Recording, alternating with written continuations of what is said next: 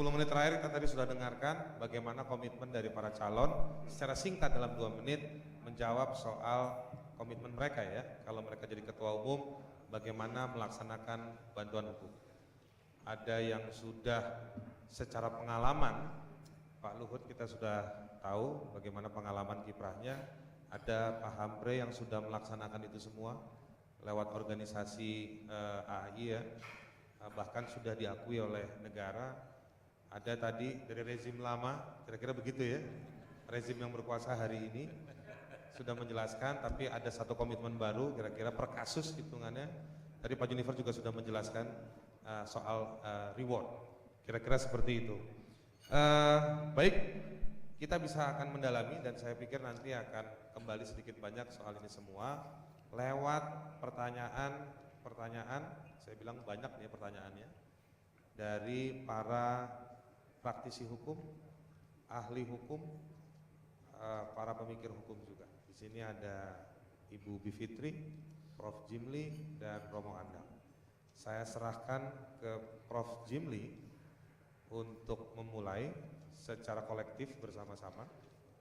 Saya ingatkan, saya ingatkan dulu, hitungannya adalah 10 menit per kandidat. 10 menit per kandidat untuk panelis memberikan pertanyaan.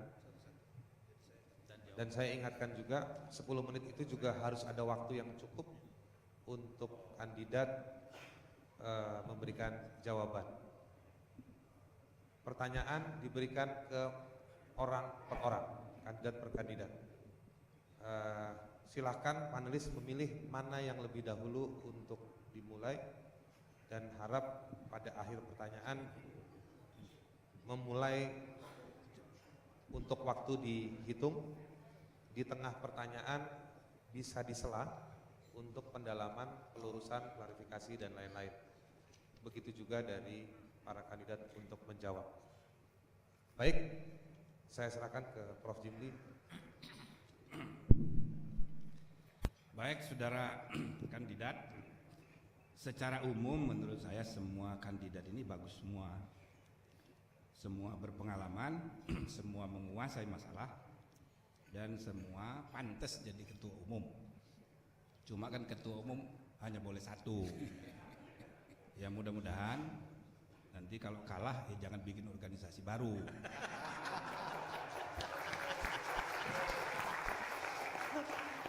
Nah, dari semua kandidat ini menyinggung soal pentingnya etika.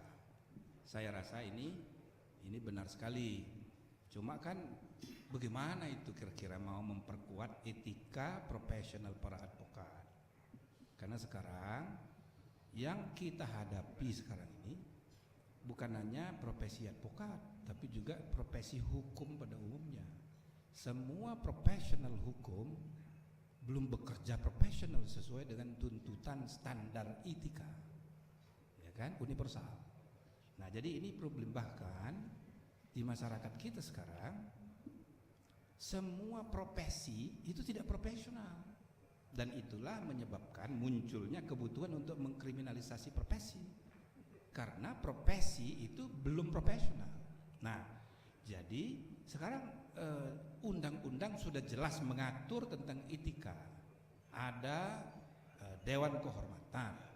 Yang saya mau tanya, kira-kira kalau Anda jadi ketua umum nanti, bagaimana itu memperkuat efektivitas penegakan etika itu? Nah, ini saya kira saudara Junifer, saya harapkan bisa menjawabnya. Terima kasih. Cuma satu pertanyaannya? Satu aja. Oke, 10 menit kita akan, sebelum saya mulai, nanti mungkin di tengah-tengah panelis akan menyelak, boleh ya, mendalami, memfokuskan dan lain-lain. Jadi menurut saya fleksibel saja, saya akan membantu di tengah-tengah itu. Waktunya kita mulai dari sekarang, Pak Jun. Baik, terima kasih Prof. Jimli. Kehormatan dari profesi adalah bagaimana menegakkan etika. Ini prinsip. Kalau ditanyakan kepada saya bagaimana meningkatkan dan efektifkan, saya kalau dipercaya sebagai ketua DPN Pradi, orang yang duduk sebagai Dewan Kehormatan yang kredibel. Tidak pernah cacat dan jelas profesinya adalah profesi terhormat. Jangan kita dudukkan di Dewan Kehormatan tetapi sebelumnya bermasalah. Kalau sudah seperti ini, tentu orang yang dia periksa tidak lagi bisa mempercayai. Yang kedua, kalau memang seseorang sudah dilakukan tindakan dengan menghukum pelanggaran etika, ini harus disampaikan kepada seluruh cabang. Dengan demikian seseorang itu sudah diketahui bahwa dia melanggar etika dengan satu hukuman. Kalau sekarang orang yang sudah disidangkan dalam etika dan sudah diskors masih bisa melaksanakan tugasnya karena tidak diketahui apa betul dia sudah pernah kena hukum atau tidak. Kalau begini tidak efektif. Nah, satu. Yang kedua, termasuk di mana profesinya. Satu contoh, apabila saya melanggar etika profesi, saya ada litigator, seharusnya DPN harus menginformasikan kepada pengadilan, kepada kejaksaan, kepada instansi lain yang bersangkutan. Kalau seperti ini, saya yakin dan percaya, ya, putusan Dewan Kehormatan itu akan efektif. Begitu yang saya lihat. Pengalaman ini saya rasakan. Ya, mau dilempar? Lihat, silakan. Tambahkan dulu dikit. Biar nyaman. Saya mau melanjutkan soal kasus pertanyaan Pak Jimli terkait dengan penegakan etika. Sejauh saya tahu karena saya anggota majelis, maka saya ingin tahu apa yang Anda ketahui terkait dengan apa yang ada sekarang ini di dalam baik di DPN maupun DPC terkait dengan Dewan Kehormatan, berapa kasusnya, bagaimana penegakannya, sehingga kita punya bayangan kira-kira apa yang akan Anda kerjakan sebagai Ketua DPR. Baik, terima kasih. Yang pertama, saya akan menempatkan orang-orang yang kredibel sebagai Dewan Kehormatan. Saya menempatkan itu dari luar, advokat juga harus masuk. Tidak seperti sekarang ini yang saya lihat itu didominasi oleh advokat. Kalau para advokat ada di dalam, kepentingan konflik of interest itu tidak bisa dihindari. Saya tidak usah buka di depan ini, tetapi banyak yang sudah berjalan. Bahwa Dewan Kehormatan itu menyidangkan orang-orang yang tidak sejalan dan akhirnya dihukum. Nah, ini yang harus kita hindari. Orang-orang yang bisa menyidangkan itu ada orang kredibel, dengan demikian putusannya juga dihormati. Kalau tidak, susah. Ini etika ini adalah subjektivitas yang kita lihat masalah etikanya. Nah, ini yang harus kita tegas. Siapa yang menempatkan orang-orang di sini? Nah, ini penting sekali. Jelas kode etik melarang seseorang bla bla bla bla bla. Namun di dalam faktanya orang yang sudah dihukum setelah melanggar ketentuan itu tidak merasakan efektivitas hukuman yang dia terima. Kenapa? Karena dia bisa menjalankan profesinya kembali. Dengan demikian dia menganggap, wah ini angin lalu aja, tidak peduli. Nah, ini yang harus kita tegas supaya etika ini bisa berjalan dengan baik adalah bagaimana supaya orang itu bisa mengefektifkannya dengan memberitahukan kepada organisasi kita. Sebelum Satu contoh, boleh saya satu contoh. Satu contoh. Saya bertemu dengan orang yang sudah kena hukuman etika. Masih berani melakukan tugasnya. Kita katakan kepada beliau, Pak, mohon maaf, Anda sudah kena hukuman skors. Dia jawab simpel aja, yang kena kan saya. Lah, dengan demikian Anda kan diwajibkan tidak bisa melakukan tugas sebagai profesi Anda. Dia tidak peduli. Tidak peduli. Dengan demikian tidak efektif itu putusan. Tetapi kalau organisasi ini berwibawa, bekerja sama dengan penegak hukum yang lain, ada suatu hukuman diinformasikan, anggota kami sudah kena skors, mohon mohon jangan diterima untuk melakukan profesi. Saya yakin dan percaya, Dewan Kehormatan terhormat, etika itu menjadi efektif, organisasi ini juga menjadi terhormat. baik, terima kasih. Masih ada waktu, saya ke Bu Bivitri, silakan. Ya, terima kasih. Terkait masih dengan topik yang sama, Saya ingin mengaitkan dengan situasi terakhir KPK dan kepolisian ya, dan kriminalisasi penggiat anti korupsi yang dilakukan menariknya secara terstruktur lewat jalur hukum, semua lewat jalur hukum dan diwakili oleh kelompok advokat tertentu. Nah, saya ingin tahu bagaimana tanggapan saudara calon ketua mengenai hal ini dan bagaimana kira-kira nanti peran Pradi ke depannya dalam menanggapi soal-soal semacam ini, karena ini ada advokat-advokat yang mengajukan somasi ke Komnas HAM dan lain sebagainya. Bagaimana dengan anggotanya yang seperti ini dan bagaimana kira-kira peran dari Dewan Kehormatan atau organisasi organ apapun dalam Pradi nanti. Baik, terima kasih. Kita masih punya 3 menit lebih. Silakan. Baik, terima kasih. Kita harus satu kata dulu, satu persepsi, supaya juga jangan bias. Kriminalisasi itu tentu kita sepakat bahwa ada suatu perbuatan. Tidak ada suatu perbuatan, tapi dibuat menjadi suatu perbuatan. Itu kriminalisasi.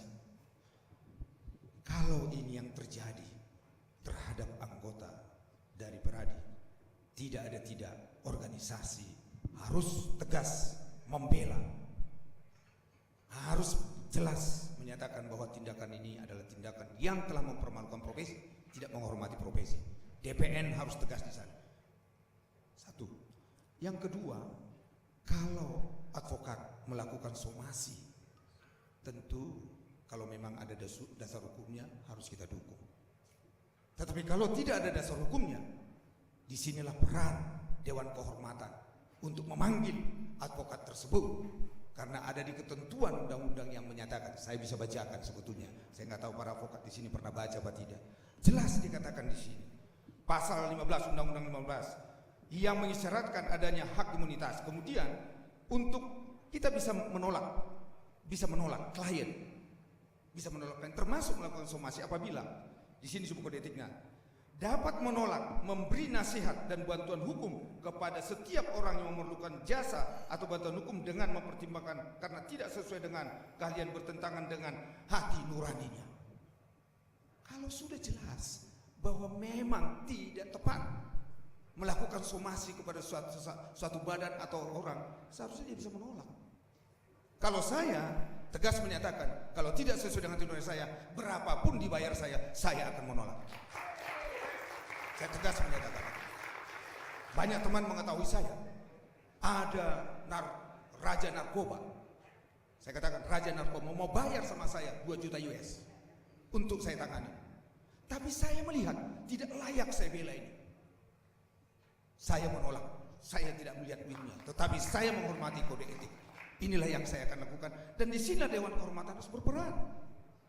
Dewan Kehormatan itu harus integritasnya tinggi. Kalau Dewan Kehormatan nggak bisa dipercaya, susah. Ya, susah. Tidak ada kepercayaan. Yang dimaksud dengan penghormatan adalah suatu putusan. Apabila kita percaya kepada putusan itu, siapa yang memutuskan? Profesor Jimli dipercaya memutuskan. Tidak ada yang komentar terhadap putusannya karena kredibilitasnya teruji. Tetapi seorang memutuskan kredibilitasnya tidak teruji, orang akan menggerunang, tidak akan menerima. Disinilah sebetulnya fungsi kontrol dari Dewan Kehormatan. Saat ini apakah Dewan Kehormatan berjalan dengan baik? Dengan segala hormat saya katakan, perlu dievaluasi. Saya sangat tidak sependapat apabila advokat ada yang dihukum seumur hidup. Sekali lagi, ada yang dihukum advokat seumur hidup dan malahan dipecat. Padahal kesalahannya, dengan segala mohon maaf, tidak layak. Tetapi kalau dia melakukan tindak pidana, kita harus dukung bahwa dia telah melanggar etika profesi. Wajar dihukum dan dipecat. Disinilah peran dari Dewan Kehormatan untuk menilai, ya, dan menempatkan orang-orang yang tepat. Ya, orang tepat. Kalau tidak tepat, saya yakin dan percaya putusan apapun yang dilaksanakan Dewan Kehormatan tidak akan efektif dan tidak bisa diterima setiap anggota. Terima kasih. Baik, kita aplaus. Jadi kalau nggak sesuai hati nurani, Bu Bivitri, bisa ditolak ya. Padahal yang aktif di Partai Hanura yang sebelahnya. Mungkin gara-gara baca undang-undang advokat masuk partai tersebut kali. Saya kembalikan ke panelis untuk pindah kandidat. Ya, saya ingin mengajukan pertanyaan kepada Bapak Hasanuddin Nasution. Yes. Yang menarik untuk saya melihat semua 7 ya, paling tidak sampai saat ini ada 7 yang saya tahu, atau 8 calon ketua umum semuanya laki-laki, tidak ada perempuan. Nah, ini saya kira cukup menarik, tapi saya tidak mau mendikotomikan ya. Yang ingin saya tanyakan ada 2. Yang pertama adalah bagaimana rencana Anda untuk membangun organisasi yang lebih inklusif untuk perempuan? Dan apa pendapat Anda tentang keterlibatan perempuan dalam kepengurusan Peradi? Dalam hal ini tentu saja sekali lagi saya tidak bicara soal kuantitas ya 30% atau lain sebagainya, tapi saya kira penting juga misalnya bagaimana supaya rapat-rapat tidak terlalu malam atau mungkin juga tidak nyaman, dalam suasana yang tidak nyaman bagi perempuan. Barangkali dari beberapa teman saya yang advokat ada keengganan untuk terlibat dalam kepengurusan karena ada hal-hal seperti itu. Dan terkait dengan itu, bagaimana juga pandangan Anda mengenai sensitivitas advokat dalam menangani kasus-kasus yang berkaitan dengan perempuan dan anak? Kira-kira bagaimana upaya Peradi untuk mendorong, apalagi sekarang ada undang-undang tentang sistem peradilan pidana anak, untuk mendorong anggotanya juga dalam menangani kasus-kasus seperti itu, berhadapan dengan korban dan lain sebagainya, bisa lebih sensitif dan lebih maksimal dalam membela. Terima kasih. Baik, dimulai dari situ dulu pertanyaannya. Baik, Pak Hasanuddin, ini menarik sekali, kebetulan di kantor saya lagi dapat kasus, ada satu anak dari Nias, problemnya di pengacara nih Pak, yang saya mau ceritakan. Ketika dibawa ke persidangan, bukti tidak ada, disiksa dan lain-lain. Ketika di persidangan, JPU menuntut seumur hidup, pengacaranya menuntut dihukum mati, sama hakimnya diokekan dan tidak membaca undang-undang peradilan anak. Problemnya kontribusi dari lawyer. Saya cuma melekatkan kasus pada pertanyaan tersebut. Waktu Anda 10 menit, nanti di tengah-tengah panelis yang sama 3 orang ini bisa akan menyelak untuk memperdalam, memfokuskan ataupun hal-hal yang lain. Waktunya kita mulai dari sekarang. Ya, terima kasih Bipitri. Saya lupa ya jumlah pengurus saya itu sekarang ini 140-an. Saya nggak tahu apakah ada 10 orang perempuan di situ. Ya,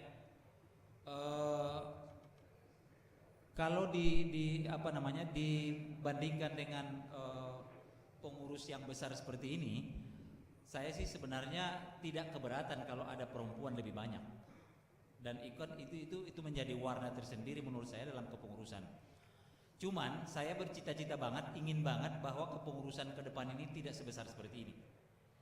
Karena kalau tadi teman-teman saya ini juga menyampaikan sebenarnya Peradi ini, DPN ini sudah akan membagi kewenangannya ke DPC secara lebih besar. Menurut saya itu oke banget itu.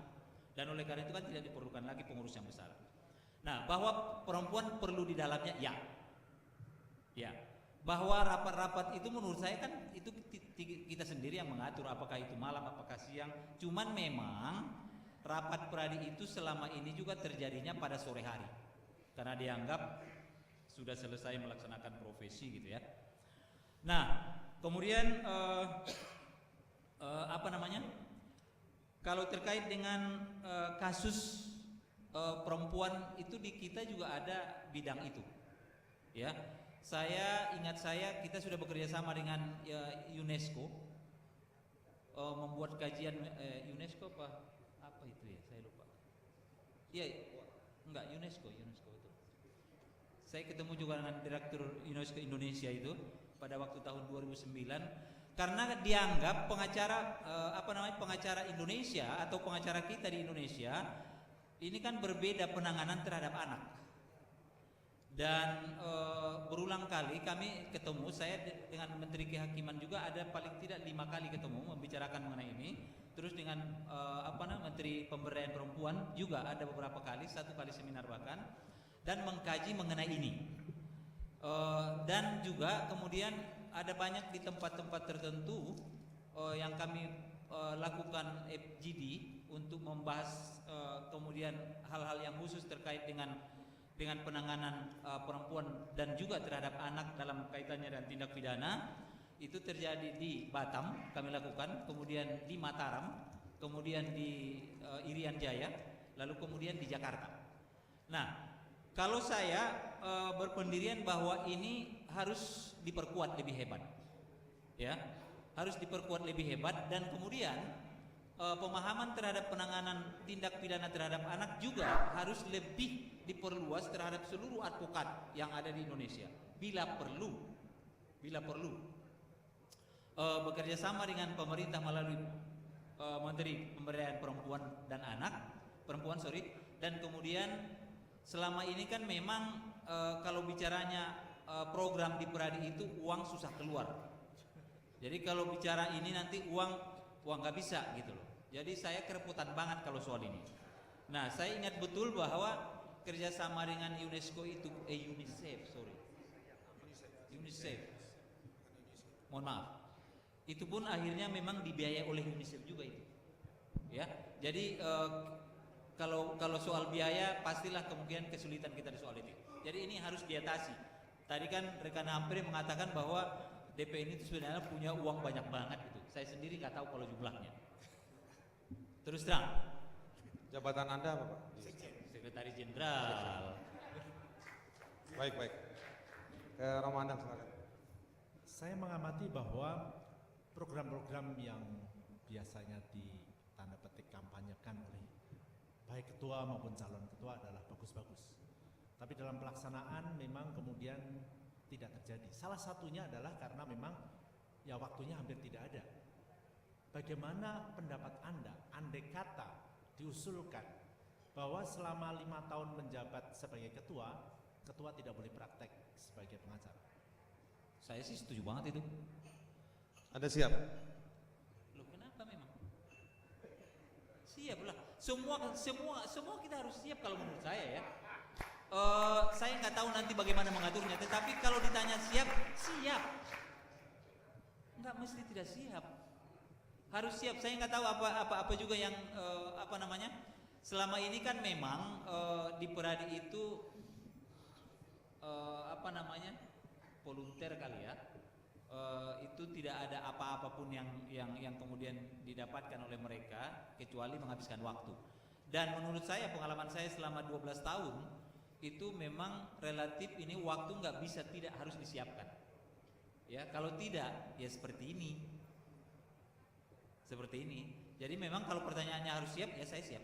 Yang ini tuh maksudnya yang mana tuh? Rezim sekarang. Oh, rejim sekarang. Nanti dilanjutkan sama Pak Hampri soal ini. Nah, kalau memang itu seingat saya kan kalau di di banyak negara memang kan mereka seperti itu.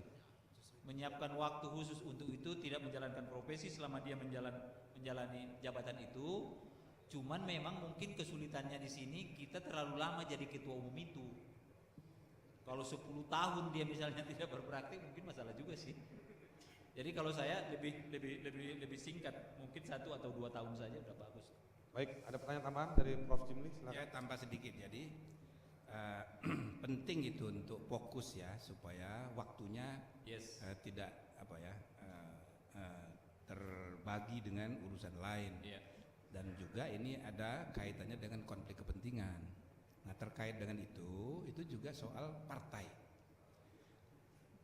Rata-rata banyak itu advokat yang merangkap pengurus partai, gitu kan? Nah, tapi kalau dia sudah menjadi ketua umum dari Pradi, menurut Anda apa sebaiknya mundur dia dari semua aktivitas partainya? Bagaimana itu? Supaya dia fokus mengurus Pradi. Silakan. Ya, terima kasih Pak Jimli. Saya sebenarnya bukan hanya anggota Hanura loh. Saya salah satu pendiri Partai Hanura. Dicatat sejarah tuh ya? Iya. Saya adalah wakil sekretaris jenderal Partai Hanura, pengurus pertama itu. Lalu kemudian saya juga adalah ketua Korda Sumatera Utara Partai Hanura itu. Jelek-jelek begini saya lumayan juga itu, Bos. Nah, pertanyaannya sekarang. Nah, bukan saja ketua umum sebenarnya Pak kalau saya.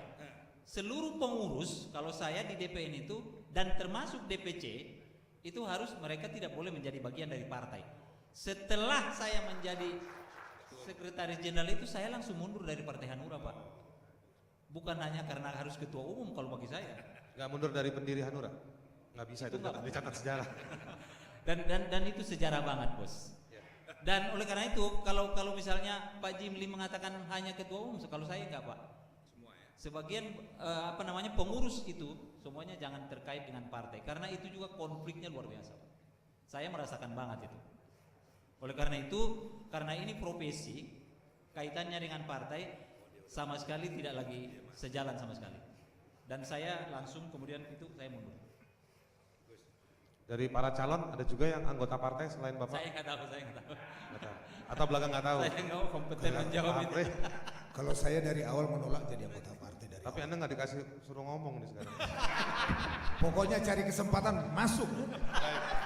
Itu masih waktunya Pak Hasanuddin soalnya. Ada tambahan dari panelis? Cukup? Ada yang ingin disampaikan lagi?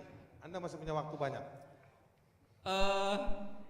Saya nggak tahu. Saya sangat concern banget memang soal etik ini, Pak Jimli. Saya mimpi banget juga kita punya Dewan Kehormatan yang kuat, yang kemudian tangguh. Nah, dalam pikiran saya, apakah dimungkinkan misalnya Dewan Etik ini ada sebuah lembaga yang melakukan tes and proper terhadap mereka lebih dulu? Apakah itu yang berasal dari advokat, dari profesi advokat, juga yang berasal dari luar? Selama ini kami memang kan belum punya mekanisme yang baku mengenai itu.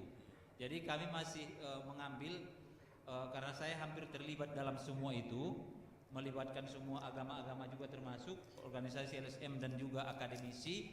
Dalam pikiran saya, apakah untuk menjaga kredibilitas mereka itu, menjaga kompetensi mereka itu, menjamin bahwa mereka kredibel juga, apakah tidak dimungkinkan mereka melalui seleksi yang ketat untuk kemudian pada akhirnya kita bisa mengukur juga mengenai kualitas dan kompetensi mereka.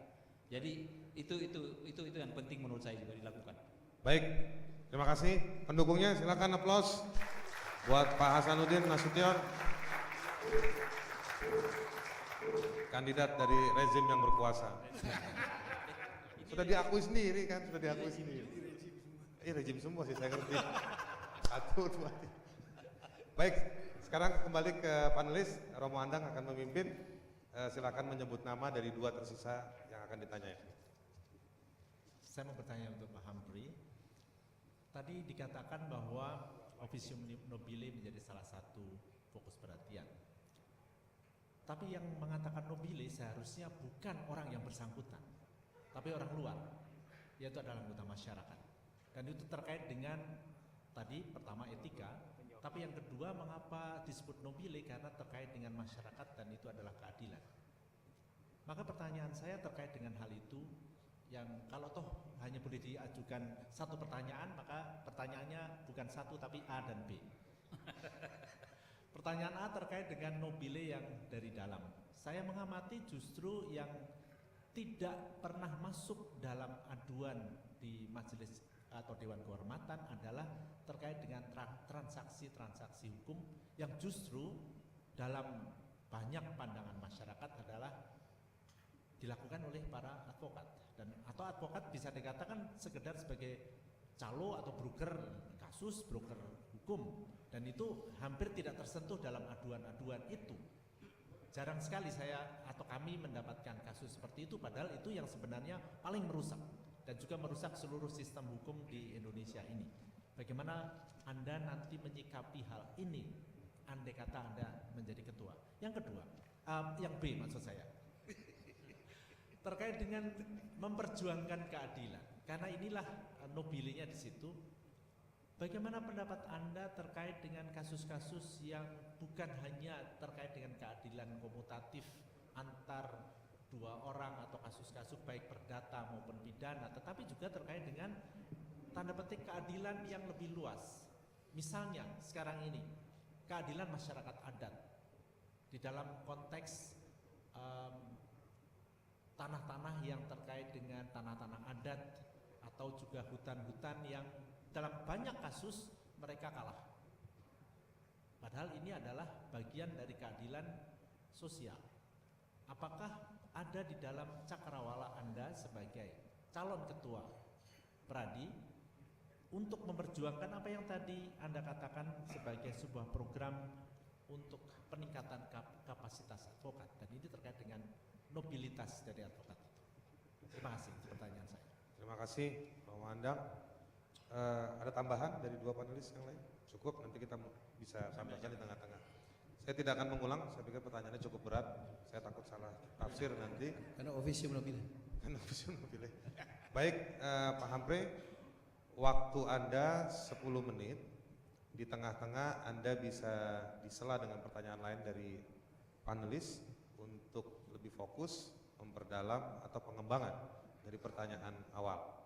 10 menit kita mulai dari sekarang, silakan. Ya. Terima kasih Romo untuk pertanyaannya. Memang ini pertanyaan yang berat karena sangat mendasar sekali. Dan ini problem kita memang di dunia profesi advokat. Jadi kalau kita bicara mengenai officium nobile, sebenarnya kita bicara tadi yang di awal ada pertanyaan dari panelis mengenai soal etika profesi. This is a long process, Pak. Ya, apalagi untuk Indonesia. Kesadaran masyarakat kita dan juga para advokat itu sangat kurang. Berbeda dengan di Jepang. Makanya kita suka bandingkan, Jepang bisa kok multibar. Ya, kenapa kita nggak bisa multibar? Beda. Jepang itu kesadaran masyarakatnya, apalagi lawyernya sangat kuat. Mau multibar juga nggak ada masalah. Kode etiknya jadi satu kok. Mereka multibar bukan karena ingin semuanya menjadi ketua umum, tapi mereka multibar karena memang ada pembagian daripada bidang profesinya dan teritorialnya. Kita masih jauh untuk itu, ya. Tapi kunci daripada officium nobile ini memang antara lain penegakan kode etik. Nah, untuk itu sebenarnya harus ada untuk penegakan etika profesi ini, saya kaitkan dengan officium nobile. Itu memang ada yang boleh dibilang yang disebut harus dipaksakan di Indonesia ini, dikondisikan. Artinya memang harus single bar. Single bar aja udah banyak masalah, apalagi multibar. Pasti kalau ada penindakan terhadap etika itu lari mereka ke organisasi yang lain. Karena kembali lagi kesadarannya nggak ada, ya. Jadi ini berkaitan memang penguatan terhadap organisasi advokat mutlak harus dilakukan di Indonesia untuk menegakkan daripada etika profesi dan officium nobile tadi. Nah, ini judulnya adalah menuju pradi yang profesional, akuntabel, memperjuangkan keadilan. Ada yang kurang, mana bermartabatnya? Padahal di situ sebenarnya kuncinya. Dia pintar, dia katanya memperjuangkan keadilan, tapi martabatnya nggak ada. Di belakang itu transaksional semuanya. Yang tadi Romo bilang itu, ya, transaksi-transaksi yang dilakukan itu. Jadi ini sangat mendasar sekali ini, ya, untuk itu. Jadi mengenai katakanlah tadi bagaimana itu officium nobile yang dari dalam, terus kemudian begini Romo, ya, kita sebenarnya di dalam profesi ini selalu kita melihat hal-hal yang bersifat kasuistis. Kita nggak bisa menggeneralisir, tetapi masyarakat memang merasakan. Maju tak gentar membela yang bayar, ya. Nah disinilah peranan sebenarnya organisasi untuk memperhatikan hal-hal tersebut begitu. Kita punya komisi pengawas sebenarnya. Komisi pengawas ini yang harus berperanan sebenarnya, ya.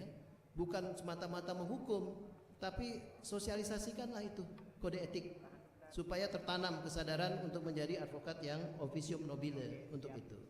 Nah, tetapi pada saatnya di mana itu sudah disosialisasikan, ya. Nah, mau tidak mau memang kode etik itu harus ditegakkan supaya masyarakat melihat bahwa advokat ini memang konsekuen terhadap pelanggaran-pelanggaran yang dilakukannya begitu. Kan memang terbuka kok untuk masyarakat melaporkan apa yang terjadi, ya, terhadap kelakuan dari para advokat begitu. Jadi memang antara katakanlah ini pemberian kesadaran dan tindakan tegas itu harus berimbang. Nah, satu lagi begini, officium nobile itu juga bisa dikaitkan dengan katakanlah kegiatan yang bersifat bantuan hukum, ya. Di sini nanti jiwa pengabdian para advokat itu akan muncul dan masyarakat juga akan nanti melihat lebih balance lagi, lebih seimbang lagi. Tapi ini kan nggak muncul sebenarnya. Apa sih yang dianggap sebenarnya officium nobile itu? Kan gak banyak profesi yang dianggap officium nobile. Tetapi untuk advokat ini malah disebut officium nobile ya karena itu jiwa pengabdiannya itu ya. Nah, kemudian memperjuangkan keadilan yang lebih luas bagaimana melakukannya. Tidak ada jalan lain bantuan hukum. Bantuan hukum ini harus dilakukan benar-benar secara masif ya untuk juga advokat-advokat yang baru mulai. Dan di sini keterlibatan antara lawyer yang senior dengan advokat-advokat yang muda. Saya sering bicara dengan Pak Johnson Panjaitan itu. Kenapa lulusan-lulusan daripada LBH angkatan pertama itu sangat kuat? Ya karena ada transfer of knowledge dari mentoring almarhum Yati Amhin, Swadi Tasrif, ya dan lain-lainnya. Nah ini juga memang harus dilakukan. Di negara lain juga begitu. Semuanya mentoring itu yang dilakukan. Nah, ini nggak ada sama sekali. Nah, Sorry Pak Hamre, kita bisa lanjutkan nanti jawabannya. Iya. Tapi mau diselak sedikit dengan panelis yang lain, silakan. Iya. Ya, saya mau mengajukan pertanyaan dan saya kira ini sangat terkait dengan apa yang barusan disebutkan. PSHK pernah melakukan riset tahun 2003, diterbitkan dalam sebuah buku yang judulnya Advokat Indonesia Mencari Legitimasi. Dan di situ kami menggali dari awal peran advokat dalam pembentukan hukum waktu itu tahun 45 sampai tahun 2000-an. Dan kami menemukan tadi disebutkan nama-nama besar yang oleh Direktur PSHK juga tadi disebut Pak Besar Mertokusumo dan lain sebagainya. Tadi Pak Humphrey juga menyebutkan soal Yati Amhin dan lain sebagainya. Nah tadi saya sangat terkesan dengan visi misi Pak Humphrey mengenai berperan serta dalam penegakan hukum dan pemberantasan korupsi. Nah pertanyaannya adalah konkretnya nanti seperti apa yang akan dilakukan oleh Pradi bila Bapak menjadi ketua umum. Karena terus terang kalau kami melakukan kerja-kerja advokasi legislasi, membentuk cetak biru Mahkamah Agung di PSHK, kami seringkali berpikir ini seharusnya kerja sebuah bar association, tapi akhirnya dilaksanakan oleh sebuah NGO seperti PSHK.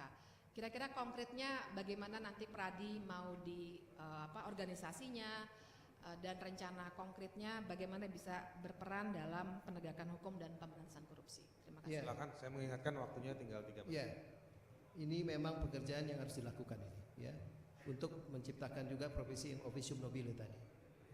Inilah yang harus dilakukan bagaimana organisasi Pradi nanti bekerja sama dengan pemerintah, bekerja sama dengan civil society dalam soal-soal penegakan hukum dan juga pemberantasan korupsi. Kita nggak bisa jalan sendiri, kita harus bersama-sama untuk itu, ya. Nah jadi ya tadi di awal saya sudah bilang bahwa kita sangat boleh dibilang mempunyai kepentingan untuk masalah ini, gitu. Jadi memang gerakan-gerakan untuk penegakan hukum dan pemberantasan korupsi ini memang secara konkret harus dilakukan oleh Pradi ke depan, ya. Nah untuk itulah makanya memang harus punya agenda yang jelas untuk itu. Nah dalam hal ini ya tentu pertama kali ya harus dicanangkan bahwa memang organisasi Pradi ini dan seluruh anggotanya itu anti KKN. Ya, itu semacam katakanlah gerakan moral pertama supaya dengan demikian ini menjadi katakanlah acuan bahwa memang Pradi ke depan punya komitmen untuk itu. Tidak mudah memang dalam prakteknya, tetapi harus mulai untuk dicanangkan hal-hal tersebut dan tentunya dalam hal ini ya harus bekerja sama juga dengan penegak hukum yang lain. Nah, konkretnya adalah bahwa seperti komisi pengawas ini sebenarnya dia harus bekerja sama dengan komisi-komisi pengawas kejaksaan ataupun juga Kompolnas ataupun juga komisi yudisial. Gunanya apa? Supaya di situ secara kelembagaan itu saling memperkuat. Kalau memang ada anggota-anggota yang kita sebut oknum dari polisi atau advokat yang melakukan pelanggaran-pelanggaran. Jadi memang Ibu Bivitri harus dari dalam dulu. Harus Pradi dulu, ya. Boleh dibilang melakukan gerakan ke dalam untuk menunjukkan katakanlah komitmennya. Tapi tidak bisa hanya dari dalam saja, harus juga dalam saat yang bersamaan itu harus melakukan juga gerakan-gerakan di luar untuk penegakan hukum dan pemberantasan korupsi. Nah nanti kita bisa kerjasama untuk itu, ya. Tolong ajarin kita bagaimana untuk melakukan pemberantasan korupsi di negara ini. Baik, ada waktu lagi 1 menit, singkat saja dari Romo Anda, tambahan. Karena advokat adalah jabatan semi publik. Jabatan apa? Semi publik. Semi Artinya publik. tapi juga privat dalam arti tertentu. Bagaimana pendapat Anda andai kata diusulkan supaya seperti pejabat publik bahwa advokat juga memberikan laporan kekayaan Oke, 40 detik. Advokat memberikan laporan kekayaan. kepada lembaganya. Pertama adalah organisasinya harus transparan, ya, dan juga harus bisa diaudit organisasinya dulu, ya. Kedua, ya, para advokat memang harus mengikuti aturan yang ada. Ya, kalau dia harus melaporkan pajak, laporkanlah pajak yang benar. Bukankah itu caranya memang kita untuk membuka transparansi untuk itu, ya? Tapi kan kita bukan pejabat publik, nggak bisa disamakan untuk itu, ya. Dan kita nggak mengelola keuangan negara. Yang dikelola adalah uang dari oleh dan untuk para advokat, ya. Itu saja. Baik, terima kasih. Silakan aplaus. Pendukungnya masih semangat, jadi kandidatnya juga harus semangat. Satu tersisa. Pak Luhut, silakan panelis. Pertanyaannya sudah Pak habis. Prof. Jimli, silakan. Ya oke, saya mau mengajukan pertanyaan ringan aja. Biasanya dalam pemilihan demokratis, apalagi 15 tahun terakhir, semua jabatan dipersaingkan secara demokratis, dalam tanda petik liberalisasi semua sistem rekrutmen jabatan-jabatan publik. Nah, umumnya ini selalu melibatkan uang. Nah, saya tidak tahu bagaimana asesmen Anda mengenai pemilihan ketua umum Peradi nanti. Apa ini pakai uang juga apa enggak ini? Nah, jadi saya ingin tahu kira-kira sikap saudara kandidat mengenai praktek semacam ini dan bagaimana kira-kira sebab kalau kita bicara mengenai korupsi itu kan mulai dari sistem rekrutmen. Sistem rekrutmen ini ada praktek di mana-mana, ya. Kita tidak usah bicara satu organisasi, bahkan organisasi keagamaan pun sudah mulai dilanda oleh praktek semacam ini. Nah, masalahnya mungkinkah Peradi, gitu kan, Anda ini sebagai calon ketua umum, gitu kan, yang melakukan suatu inovasi, atau bagaimana sikap Anda sebenarnya mengenai soal ini, di samping soal realitas, ya. Kan nanti harus dipilih masalahnya, ya kan? Ini bukan one man one vote tapi per DPC, ya. Ya, nah, utusan, dan itu pun saya mau tanya juga mengenai mekanisme pemilihan ini idealnya apa seperti sekarang ini. Terima kasih. Cuma satu pertanyaan. Berangkat dari pertanyaan Prof. Jimli, waktunya 10 menit buat Pak Luhut. Di tengah-tengah nanti panelis secara bersama-sama atau sendiri-sendiri bisa mensela lagi, fokus, pelebaran, ataupun penegasan soal pertanyaan. Waktunya kita mulai dari sekarang. Prof. Jimli yang terhormat, mahkota advokat itu adalah tidak saja benar, tapi juga harus bertanggung jawab. Nah, itulah sebabnya tadi saya katakan salah satu misi yang akan saya bawa apabila saya terpilih jadi ketua umum nanti, menjadikan advokat ini, para advokat Peradi ini tidak saja benar tapi harus bertanggung jawab. Jadi dengan kata lain, professional responsibility itu harus ditanamkan, itu harus disosialisasikan. Ini kan merupakan values yang dari hari ke hari harus ditanamkan.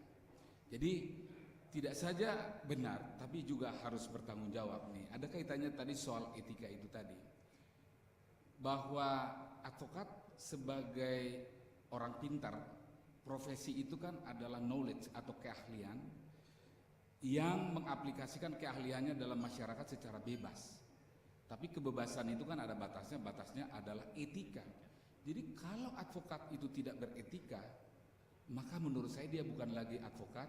Menurut sejawat saya Abdul Hakim Garuda Nusantara, maka dia sudah berubah jadi bandit katanya. Jadi bukan lagi advokat tapi adalah bandit. Saya kira nggak ada yang setuju bahwa organisasi advokat atau para advokat itu menjadi bandit dan organisasi bandit, saya kira. dan itu harus menjadi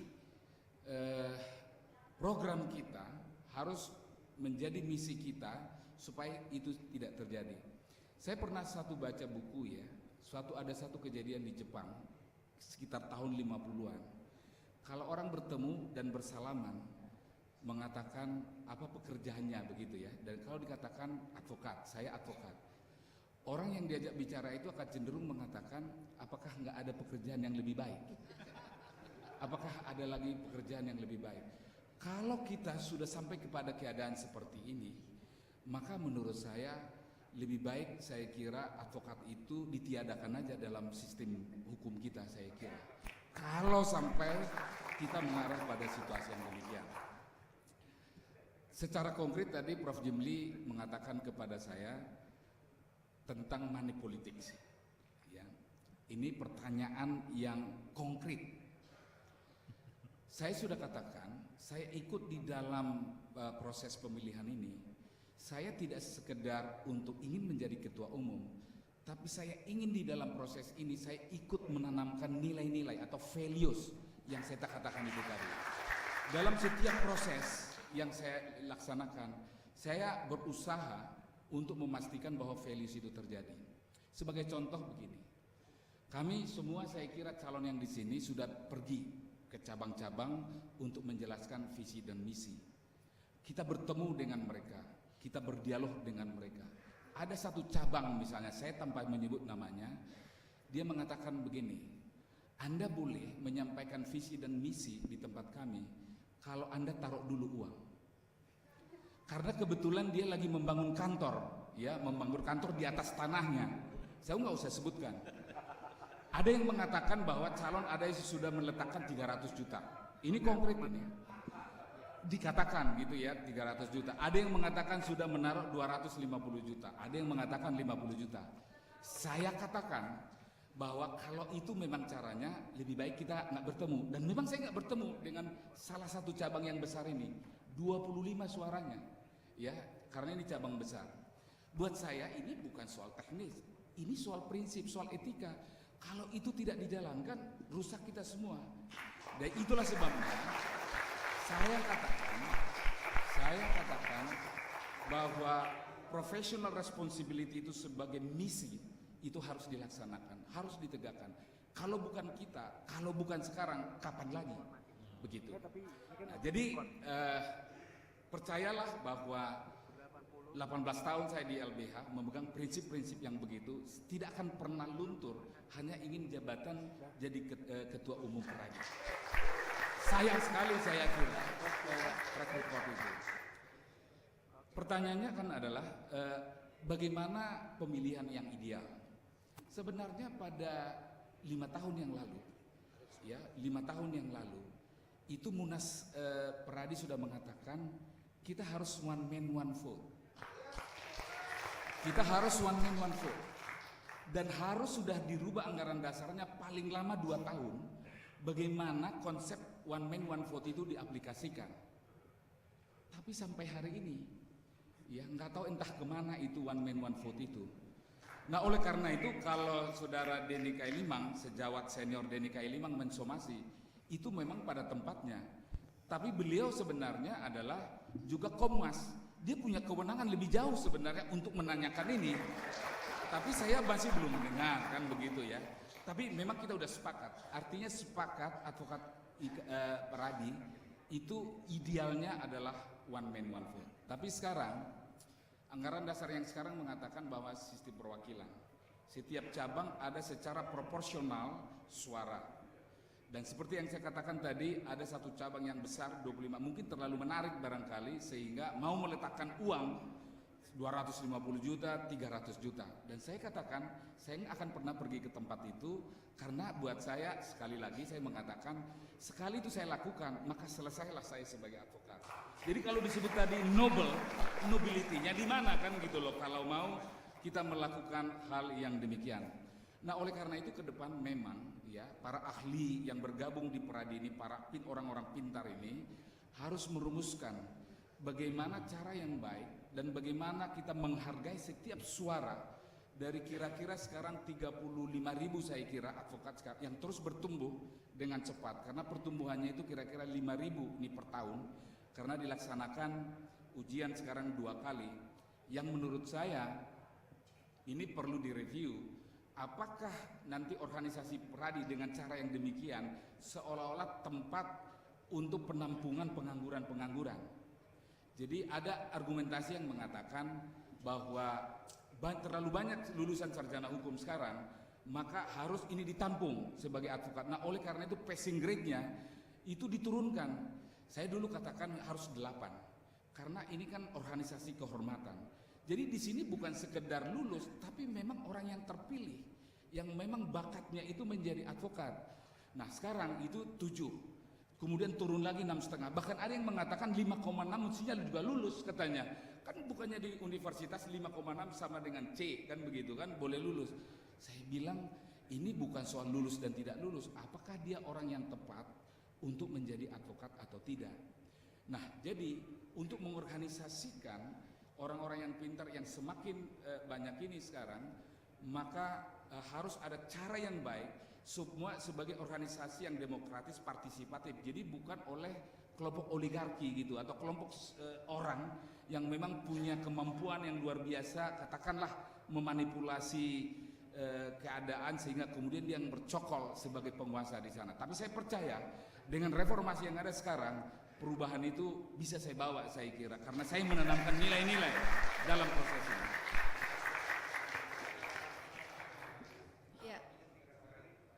Iya, tadi Anda sebutkan sangat menarik juga, Pradi sebagai rumah bagi semua advokat. Ini menarik sekali. Yang ingin saya tanyakan konkretnya, sebagai organisasi dengan keanggotaan, bagaimana rencana Anda untuk memberikan benefit kepada anggota? Yang saya pahami kan ada iuran, kalau nggak salah sekarang sudah 50-an miliar ya, dana yang terkumpul di Pradi dan lain sebagainya. Nanti benefit anggota itu sebenarnya apa? Baik. Apalagi ada ini juga ya, kartu anggota harus diperpanjang setiap tahun dan lain sebagainya. Romo Andang, mau ada tambahan? Waktu kita tinggal 1 menit. Hampir sama, tapi mau sedikit lebih konkret. Kalau tadi yang ditanyakan dan kemudian menjurus adalah pengetatan dan segala macam, saya takut kalau kampanyenya seperti ini semua nggak terpilih. Baik. Jadi pertanyaan saya adalah apa program yang kurang lebih seperti tadi menguntungkan dan memberikan benefit dalam arti luas kepada anggota-anggota. Saya sebutkan tadi ada 5. Barangkali saya nggak perlu mengulang lagi. Dan itu yang akan saya laksanakan secara konsisten. Tentu akan dijabarkan lagi dalam bentuk program-program yang lebih konkret.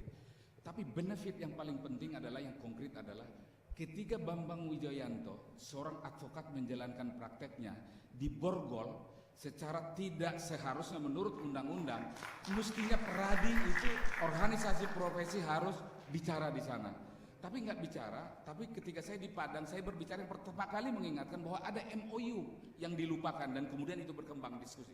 Itu contoh konkretnya benefitnya yang harus oleh anggota. Baik, terima kasih, silakan aplaus.